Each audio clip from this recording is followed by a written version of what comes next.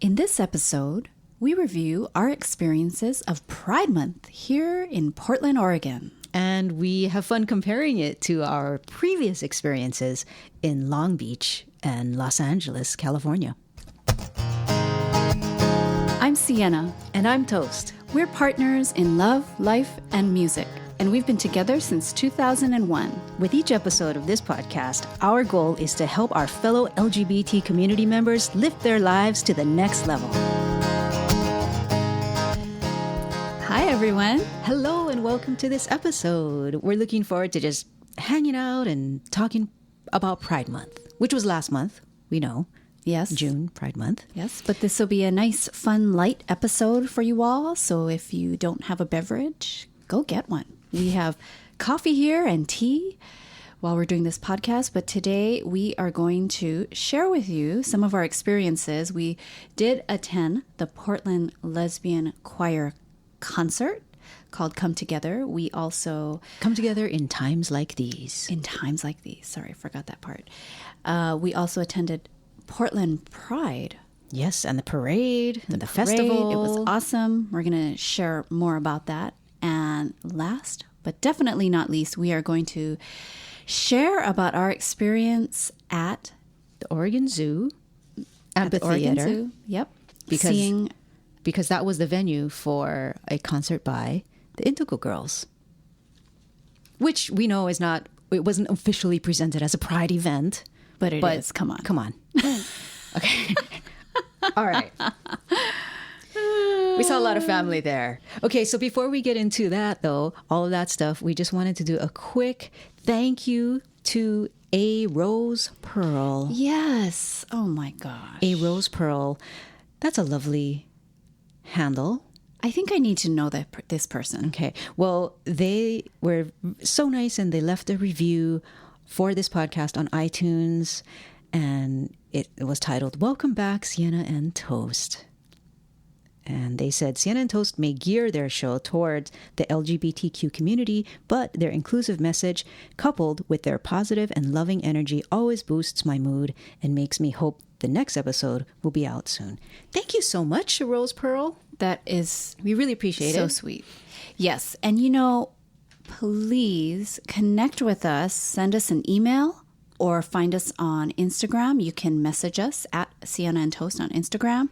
But we would love to send you something from our store. I actually want to send you one of my favorite products. So if you would like that, please message us so we can get something out to you, a little surprise to you. We really appreciate that. And if anyone else wants to leave a review on iTunes, we absolutely would love that as well. Yes, we appreciate it. Tell your friends. Tap the fifth star there. Our corny joke. Okay, but along with leaving reviews and ratings and stuff like that, we really want to encourage and invite you to join our email list. We put the link to it in the show notes, and you also see another link, which we also encourage you to join, which is our new project called Life Club. And you can just hit the link and see what it's about. Mm-hmm. But This is for us, our little group here. Okay. All right. So the first thing.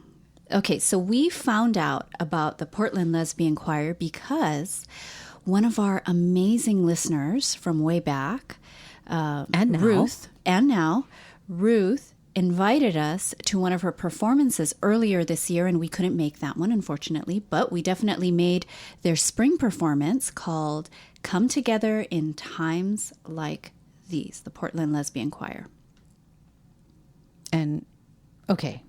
Wait, so let's talk about this. Should we share? Okay, so Ruth, we mentioned her in another podcast. If you want to find her, she's Ruthie Moo, right? On Instagram? Or Rue the Moo. Oh, did I say Instagram? No. What did I say? Like if you want to find her on the street? I don't know. Yeah, if you just want to find her. I think you said just if I want to find her. Anyways, okay, so just a little bit of a side note. Ruth actually lives in Portland, obviously, because she's in this choir. I think I drank or something. I don't know. Something's going on. But what's so fun is that in 2 days, we are going to be having coffee with Ruth and her partner, Jessie.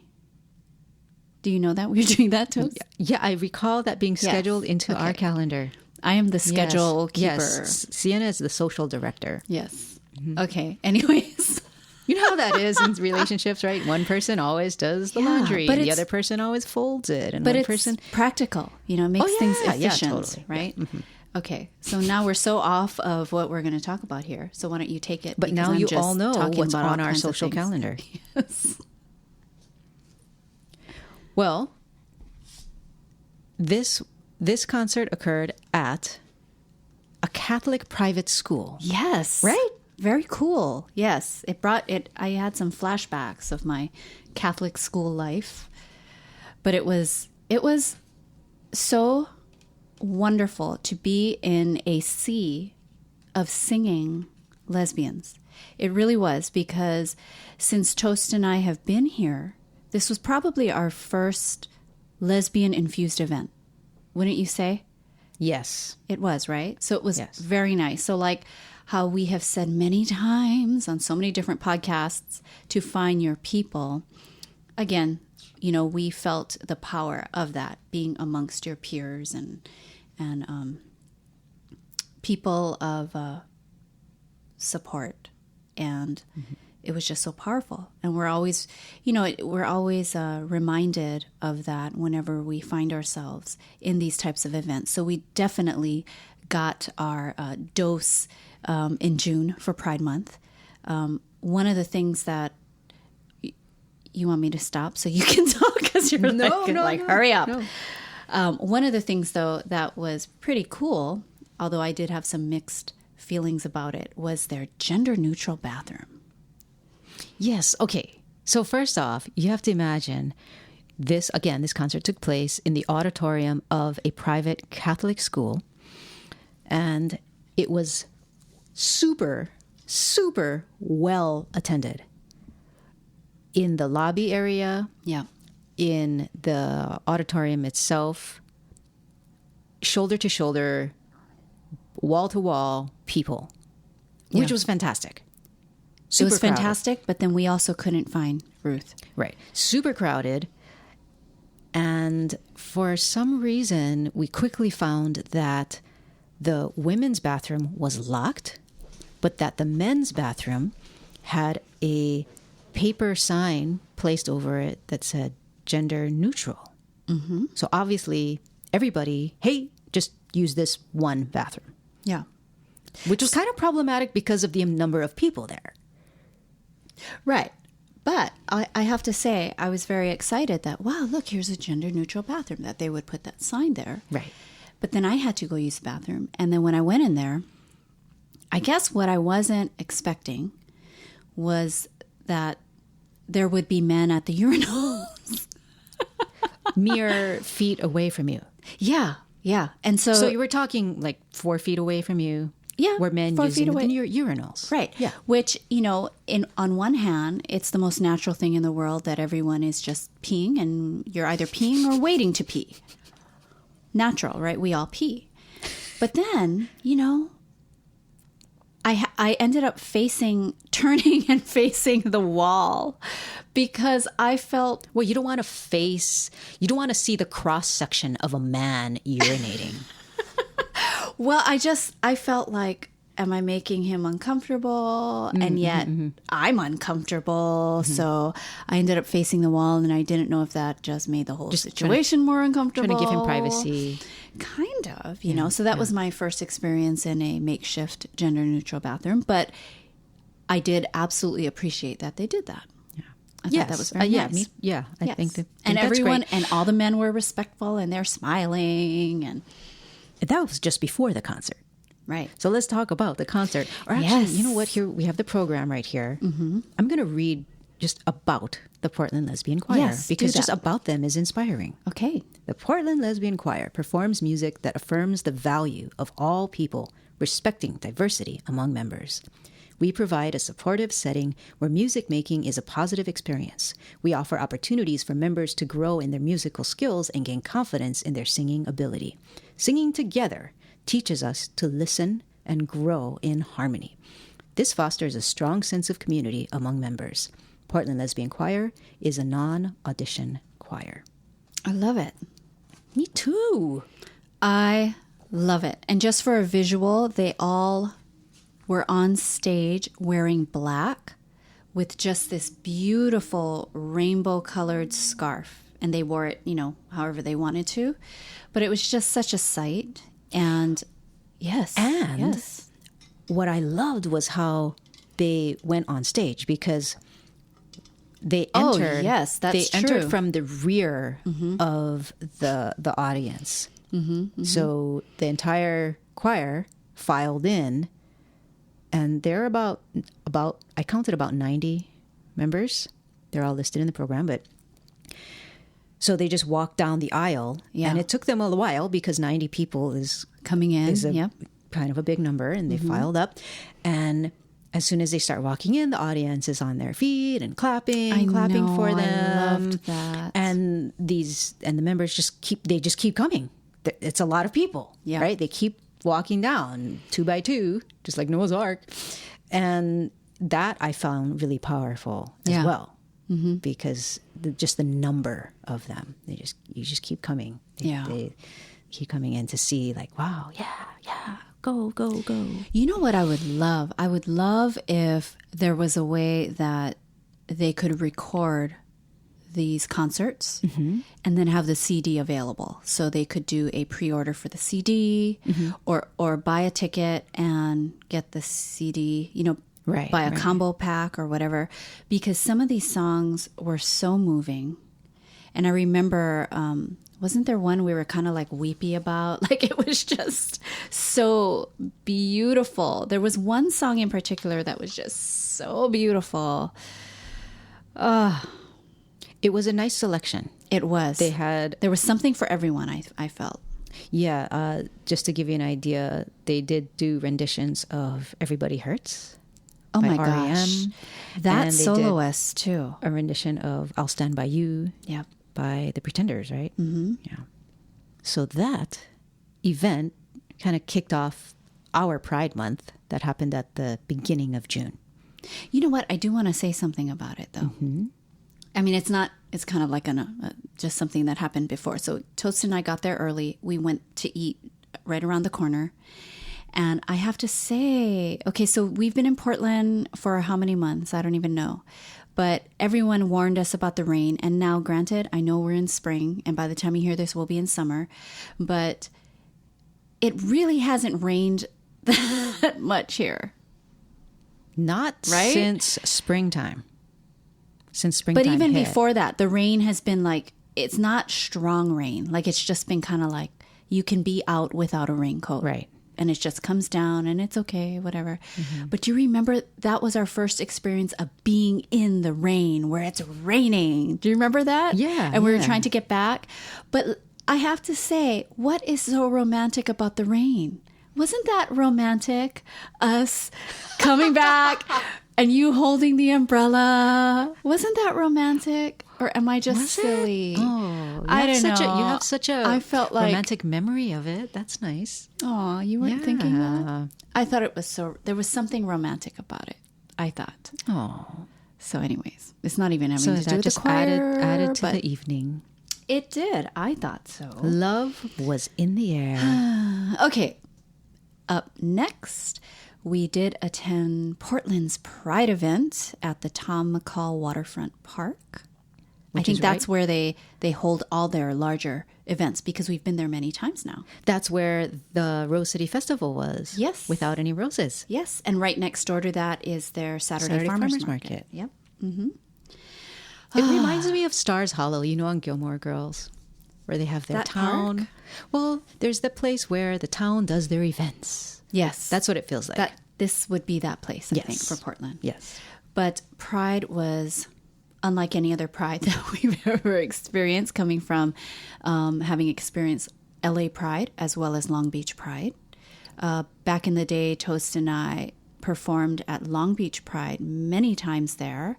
So we were acquainted with Long Beach Pride. And then just a few years ago, we experienced Los Angeles Pride, which was on a whole other level.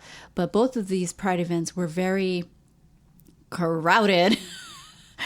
where it's so hard to find parking. Parking is the issue. Ridiculous. Parking is the issue. Oh, in LA, period. Right? In LA County, anytime you're going to something, it's parking is the issue. And they start closing off roads, Right. and then you can. It's just pretty crazy. Yes. That's a big, huge factor. Yeah. That and travel time. How long are you going to be stuck in traffic? How long are you going to be stuck in traffic, right? And then also the financial Admission. part of it. Admission price. Yeah. I remember when we were, I know that Long Beach Pride, you not only had to pay for, Long Beach Pride, you not only had to pay for parking nearby at one of the lots, but you also paid a $20 admission fee. And it might be more now, you know. Yeah, I don't remember. Wasn't LA something about 20, 21, 25, something around there? And you can it's get more it, than a movie ticket. You can get it for less if you buy tickets in advance. But for Portland Pride, so starting with the parking, easy We breezy. showed up early. Yeah, we're ready to just go to battle to find a spot, man. And as soon as you find something, go grab it because it might not be available later. Yeah. Who cares if you're going to have to walk a few blocks? Just grab the parking. Yeah. But no. So we did. We just found a parking. Yeah. And then, so that was no big deal. And then we... we thought it was a big deal until later in the day when we were like, okay, we're done. We've seen Pride. Let's walk back. And it was still in the middle of the day. And you would expect that the lot would have been. Yeah, that the lot would have been full. Yeah. But it wasn't. So that's when we realized, we didn't have to worry rush over about here. Parking Yes, here. absolutely. We can breathe a sigh of relief. Right. And relax a little. And then regarding admission for Portland Pride, so, most places, we just take for granted now that places take your credit card or debit card or something like that. So we had a little bit of cash on us, but the admission wasn't even really called an admission. They were asking for an $8 donation per person, and if you didn't have it, they didn't turn you away for not having it. Which was also a foreign concept Which was to us. really odd. And even, refreshingly. Speaking of the, the Stars Hollow the feeling. entrance protocol, even with the Portland Lesbian Choir, we had our tickets with us. Oh, right, because we had bought those online earlier. Yeah. Right. But what I had them ready to go. Yeah. No one even asked for them. Yeah, and so we said... So when we made our way through the lobby area where they were selling raffle tickets and merchandise, we would expect, the tickets would be presented there, collected Or at by the somebody, door. but nobody Yeah. even asked. No. So when we got to the threshold of entering the auditorium, I mentioned that to one of the ushers who was handing out programs. I said, hey, I showed her my tickets in my hands and said, hey, nobody even asked for these. And she just kind of good-naturedly said, yeah, isn't that funny, huh? Come on in. You look honest. Come on in. So it was another wave of Gilmore Girls moment of here we are. You're just Stars trusted. Hollow. It's just We're all a big open community. and friendly, and it was very nice. But I will say that being at this Pride event was probably the most crowded we have experienced in any place yet. Absolutely. Here in Portland. Yes, no question. It was the most well-attended event. These two of them, actually, the Portland Lesbian Choir, wall-to-wall people. Wall-to-wall.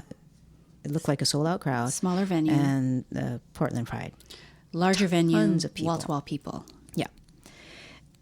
We chose to go to Portland Pride on a Sunday because Sunday was when the parade was happening. Yes. And we kind of wanted to be able to catch the parade. Yes. We ended up not watching the the beginning or the end of the parade, I would say. And I'm talking about the parade route. Because we park the car and we walk straight to the entrance of the festival. Yeah. Because we didn't want to have to stand in this long line and battle all these people. But we spent all the time in the festival, going to all the booths, eating the food. Oh, the food was pretty good. We had tacos. Vegan tacos. Yes. Yeah, I was so happy they had that, and it wasn't just the normal, hot dog issues. But we saw the parade route ended at the festival. Yeah. So before we left the grounds entirely, we went and we had a stood front on the row, side had a pretty much front row seat to it the was end great. of the parade. Yep. Yeah. And this was another experience that was so great because there were so many contingents marching in the parade and floats and bands and mostly groups of people from different companies, different community groups, different spiritual and religious groups, different sports groups. Yep. The police department march. Yep. Giving out stickers. Right. Rainbow police badge stickers. And these groups just kept on coming. I mean, It was endless. We didn't even stay until we left. Yeah. Yeah, it was. They going kept on. coming. It was going on for hours and hours, and the people even next to us, we kind of had a short discussion. Like, oh my God, this is like really a long parade. Like this is, but it's so great to see the volume of goodwill. Yeah. That the community has to show up for an event like this and be a part of an expression of positive peace. Yes, it was absolutely fantastic. And if you want a mini glimpse of it, you can check out our Instagram page, because right now we do have it highlighted right at the top. So you can just click on that and see a little bit of the videos. If you don't see that highlighted anymore, you can look at our posts. There's one post that has rainbow colored balloons spelling out pride. So look for that post. And if you click on that, you will be able to see some of the videos there. And I'll put a link to the post in our blog for this episode. I do have to say that I have never seen as many rainbow tutus in my life. Yes, tutus were a big thing. Rainbow tutus. I don't know if that's just a thing now. Is that a trend? Or has that always been a thing, but it's just mainly in Portland? Yeah. I don't know.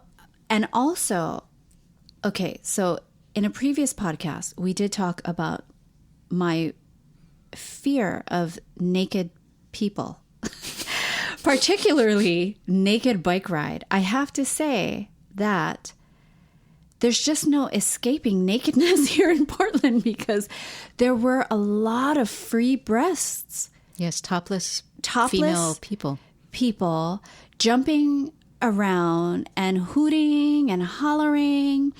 And they just covered their nipples with stickers in various of some kind. ways. But the breasts were free. Yeah, not supported. Not supported, no. And so I was, in fact, we had a video it was a pretty good video, but there were jumping. Of the parade, right? Of the parade, but there were jumping breasts on the side. And I thought, I don't know if I should put this up. And I think we decided no, right? I think you're right. I don't remember. But I think it's just something I'm going to need to get used to. Maybe we remembered wrong. So if you look really closely in our videos, you might be able to see some dancing, bobbing boobs. Yeah. So that was a little, and maybe I'm just, maybe it's a good thing. Like I just need to get used to that, because breasts are the most natural thing. Yeah. So they're about a foot and a half below your chin. They're right there all the time. Yes. Just like God, right? Just like God. What is that one about? Closer than your breath? Yeah. Closer than your hand and closer than your breath are your breasts. So anyways, okay. So that was a fantastic Pride Parade. And do you have something else to say? You look like you do. Yeah, I just wanted to read one of the signs that I saw in the parade, because I took a picture of this and it looks like the guy knew I was taking a picture, and he was holding it up and he's smiling at me, and I'm snapping this picture. I don't know what group this is from. It's from some kind of church, though, because he has one of those, what do you call those things? Those stoles? Oh, that, yes. You know, those things that you wear around your shoulders? He looks like a minister. I don't know. We don't know the religious jargon for that. But his sign says, as a Christian, I am sorry for the narrow-minded, judgmental, deceptive, manipulative actions of those who denied rights and equality to so many in the name of God. I appreciated that. Okay, I just looked He's it up. standing up for love. It is called a stole. You were correct. Stole. Yep. The stole is a liturgical vestment of various Christian denominations. All right. And I wish I knew what denomination this was. I don't have that in the picture, though. But we saved maybe the best for last, would you say? It was just different. It was just different. Yeah. But I was so excited because we saw the Indigo Girls. Oh, okay. And they played at the Oregon Zoo. They did. Now, you know, with the zoo, there's mixed feelings because here's animals in captivity. A place where they're just trapping all the animals. And yet they do legitimate conservation and rehabilitation and educational work. And this was, you know, we haven't been to that many zoos, but in our zoo experiences, this was probably the most beautifully maintained zoo we have ever been to.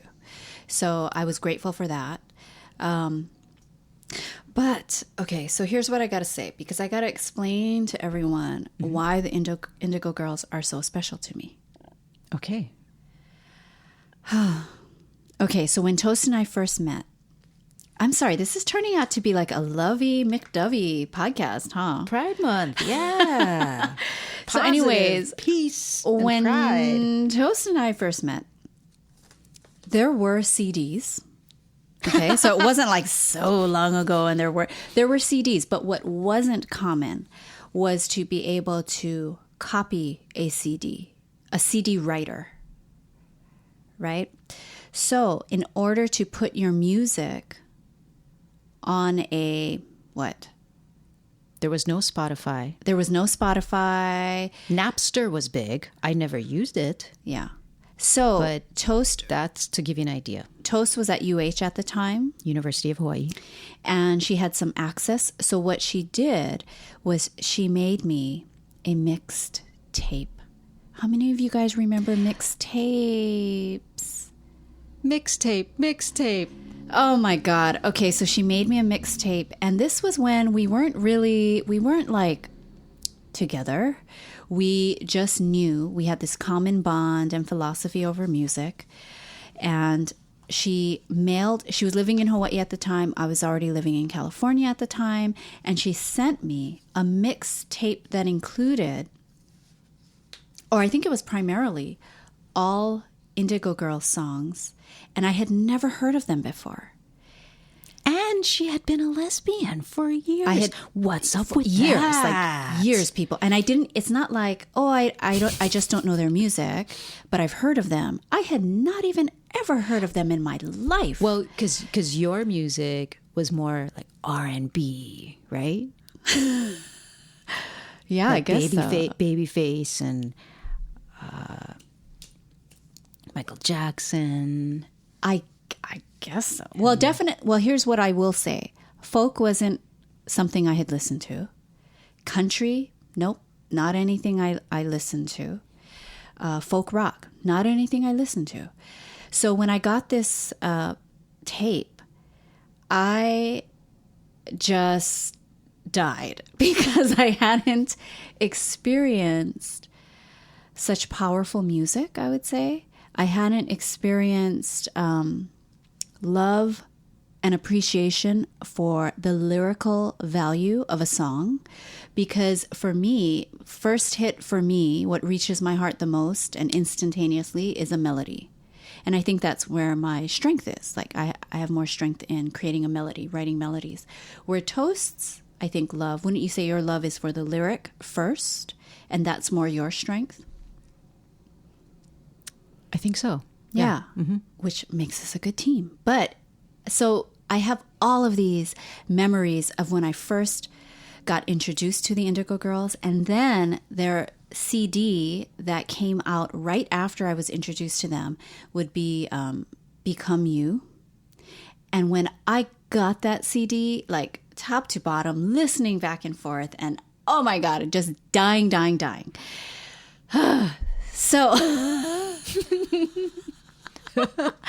and then when Toast came up to California, we had the opportunity to go see them in concert together, first time ever, and they were promoting Become You. So here's a CD. I've now learned inside and out every lyric, even the order of the tracks, and now we get to go see them perform in Orange County, and it was just, I couldn't handle it. So since then, we have seen them many times in California. So in Portland, this was our first Portland concert, and it was them. And it was just so good. Our first... Okay, I'm going to stop talking. You take it from there. Well, we had just seen the lesbian choir. So first, what do you call that? Like mainstream pop concert? Yes. I'm sorry. Yes, absolutely true. Yes.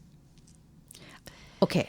So here's what I enjoy about going to live music events. No, you can't say that yet. Why? Because tell them. I love how you know what I'm going to say. Tell them about how we walked around in the zoo, and we were behind the stage, like right behind the stage, and what we experienced there. Oh yeah, it was cool because we heard the sound check. Yes. Oh my God, you guys.